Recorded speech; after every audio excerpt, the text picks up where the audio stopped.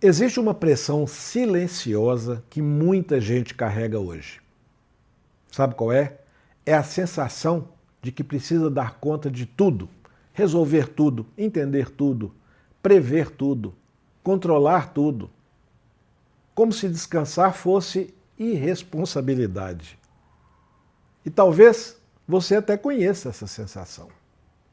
A mente nunca se relaxa completamente, porque sempre existe uma pendência emocional acontecendo ao fundo. Alguma preocupação, alguma cobrança, alguma sensação de atraso interno. E aos poucos, a pessoa começa a acreditar que só poderá descansar depois que tudo estiver resolvido. Só que existe um problema. A vida humana nunca fica completamente resolvida. Sempre haverá incertezas, sempre haverá problemas, responsabilidades, decisões, mudanças. E quando a mente cria a ideia de que precisa controlar tudo antes de respirar, ela entra em estado permanente de tensão. Inclusive, uma coisa que eu percebo com frequência é que muitas pessoas hoje não estão apenas cansadas da vida. Elas estão, na verdade, cansadas da própria autocobrança.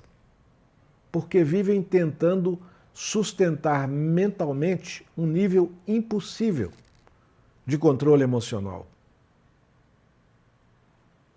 De certa forma, é como as pessoas precisassem de estar sempre fortes, produtivas, equilibradas, rápidas e resolvidas, o tempo inteiro. E isso gera um desgaste silencioso enorme. Porque a mente humana também precisa de pausas, precisa de imperfeição, precisa entender que nem tudo será resolvido imediatamente. E talvez o equilíbrio emocional comece exatamente aqui. Não quando a vida fica finalmente bem leve, mas quando você para de exigir que a sua mente tenha que carregar o mundo inteiro sozinha. Você não tem que fazer isso. Porque existe uma armadilha emocional muito comum hoje. Muita gente acredita que o equilíbrio emocional significa dar conta de tudo sem sentir peso. Mas não é mesmo. Equilíbrio emocional talvez seja justamente reconhecer limites sem sentir culpa por isso. E venhamos, isso é difícil. Principalmente no mundo que a gente vive, onde parece que está todo mundo produzindo mais, conquistando mais, correndo mais, resolvendo mais. As redes sociais reforçam isso o tempo inteiro. Você abre aí o seu celular e parece que está todo mundo avançando mais rápido do que você. Muita gente alegre de sucesso. E aos poucos, a mente começa a transformar comparação em cobrança interna. É uma loucura. Como se parar significasse fracassar, como se desacelerar significasse ficar para trás. Só que existe uma consequência perigosa nisso aí. A mente perde espaço para respirar. Aí tudo vira desempenho, até o descanso, até os momentos de lazer, até o silêncio. E quando a vida inteira começa a funcionar em modo de pressão, o corpo sente.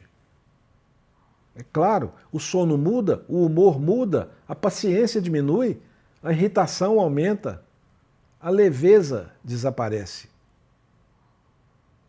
E talvez uma das coisas mais tristes disso tudo seja que muitas pessoas já não se lembram mais como era viver sem essa pressão constante dentro da cabeça. É como se a tensão tivesse virado personalidade. É como se a autocobrança tivesse virado identidade.